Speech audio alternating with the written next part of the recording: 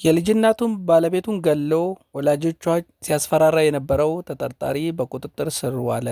አቶ ደሳለኝ ሽመልስ የተባለ ተጠርጣሪ ሚያዝያ 12 አየር ጤና አካባቢ በሚገኝ ሆቴል ውስጥ የልጅ እናቱ የሆነችውን አለሚቱ ሸጋውን ገሎ መሰወሩ ይታወሳል። ዛሬ ከጉራጌ ዞን መያዙ ተሰምቷል። ይህንን በተመለከተ የሟች የድሮ ባለቤት የነበሩት አቶ አበበ እንዳሉት ከሆነ ይዘውት እየመጡ እንደሆነ ሰምቻለሁ። በዚህ እጅግ በጣም ደስ ብሎኛል።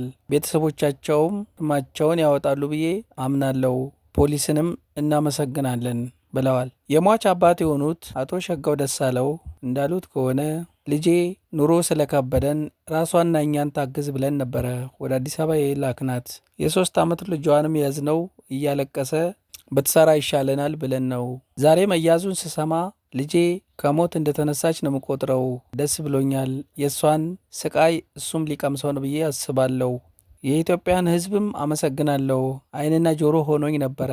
ልጇ እያለቀሰ እናቴን ሲል እኛ ዝም ለማልቀስ ነው ስራችን። የእሷን ሞት ስንሰማ ራሳችን ለማጥፋት እና ባለቤቴ ሞክረን ነበረ። እናቷ አሁንም እንዳለች አይቆጠርም። እኔም ሞቴን መርጬ ነበረ። አሁን መያዙን ስሰማ ነው ትንሽ የተሻለኝ። ምንም አልተማርኩም፣ አርሶ አደር ነኝ፣ ገንዘብም የለኝም እና ፍትህ አገኛለሁ ብዬ አላሰብኩም ነበረ። መያዙን ስሰማ ፍትህ እንደሚገኝ አምናለሁ። አሁንም ከሌላው ወንጀል ተለይቶ እንዲታይ እፈልጋለሁ። የእሷን ስቃይ እሱ እንዲቀምሰው አስባለሁ። የዛሬ 4 ወር ገደማ እኛ ቤት መጥተው ነበረ። በእጁ አይበላም የምታጎርሰው ልጄ ነበረች። እንዲህ ሲቀባበጡ አቤት ፍቅር ያስብል ነበረ። ዛሬ ግን አምና ከጎኑ ተኝታ ሕይወቷን አጥፍቶ ቪዲዮ ቀርጾ የሚዲያ ፍጆታ አድርጎ ለእኔም ሲያሳዩኝ እጅግ ተሳቅቄ ነበረ።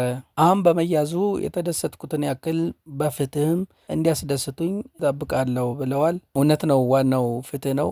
እኛም የፍትህን ውስጥ